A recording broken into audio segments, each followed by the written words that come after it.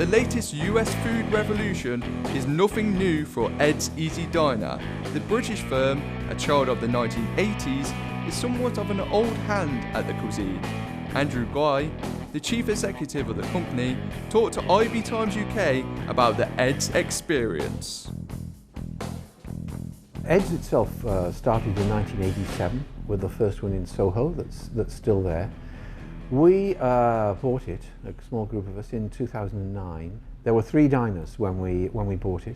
I got involved full-time in early 2011, by which time we had 5 diners and we were building a 6th one.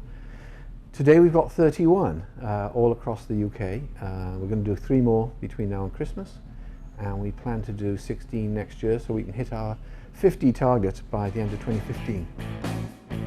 As you can imagine, the Brits aren't the only ones in this game. Bubba Gump Shrimp Company, a theme-orientated restaurant based on the Forrest Gump film, recently opened its doors in London.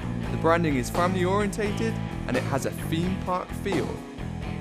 With the American food comes the American service. But how does this go down with British customers?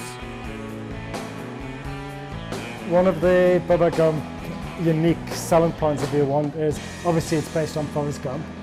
I think most people know that even by the name. Most people have seen the film. But also a lot of the menu items have Forrest Gump characters' names to them in the drinks. And people who've experienced that in the States absolutely love it and expect the same when they come here.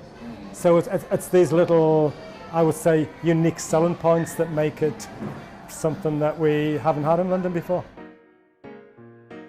On the other side of town is Honest Burgers, a small British venture.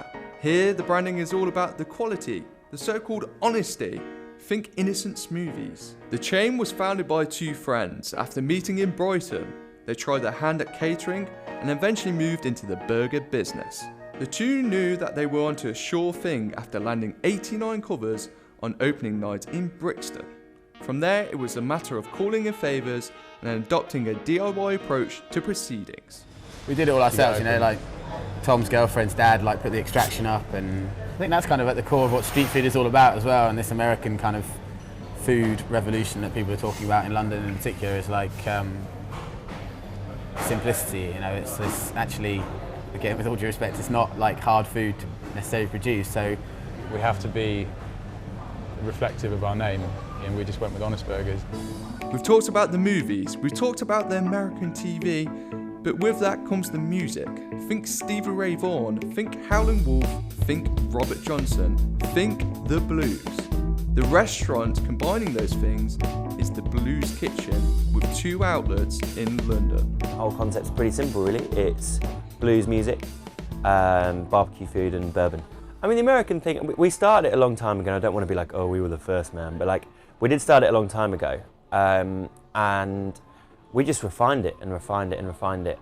We did a couple of trips to the States, and I spent a lot of time in Texas and Austin and really tried to figure out what I thought personally was the best barbecue, because regionally it's very, very different where you go. But yeah, essentially we spent a lot of time refining it and work on it and making it better and better. But what's the driving force behind the American food revolution? Why are people lapping up the calorie-laden food? there's a kind of romance about just sitting down and knowing that you're here for a burger, that's all I'm here for, kind of what you got, you know, and keeping it kind of simple. Restaurant consumers, they all know a hell of a lot more now than they did 20 years ago because of the internet, because there's so much more knowledge out there that you can just Google and it's there. We've conducted market research with our customers, quite an extensive piece of research we did a couple of years ago, and Americana was the #1 reason that people came, by a long way. It was that little piece of American nostalgia, these jukeboxes they just loved. We do a few eating competitions and some of them are based around American dates. So on July the 4th, Independence Day, we do a hot dog eating competition, which has become hugely popular over the last 3 or 4 years. We've shown the Super Bowl as well, people love coming out for that. That's all well and good, but how do you keep the punters coming back for more? The way that people review and talk about restaurants now is a lot more instantaneous, you know, through Twitter and Facebook and TripAdvisor, even, you know, these apps now. Like, people will literally, like Tom says, will be tweeting and reviewing your food as they're eating it, you know, Instagram. So everyone's had to up their game. I think it's been good for the whole restaurant industry. We get the most amazing tweets from people who are in the restaurant, and things like having the best time, Bubba Gump rules and all this sort of thing while they're in here. So the American food revolution continues in London. But what about the future? What's in store for these restaurants? Everyone's always says to me that, like, do you think the burger boom's going to pop? And I think, I just don't ever see it happening. 10 or 15 years ago, I remember somebody I know saying, you know, we're all done for. The market's getting saturated, and we've kept on opening restaurants ever since then. And I just don't see that, and certainly we don't see any impact on our business as these places open, and we're often adjacent to some of these new places.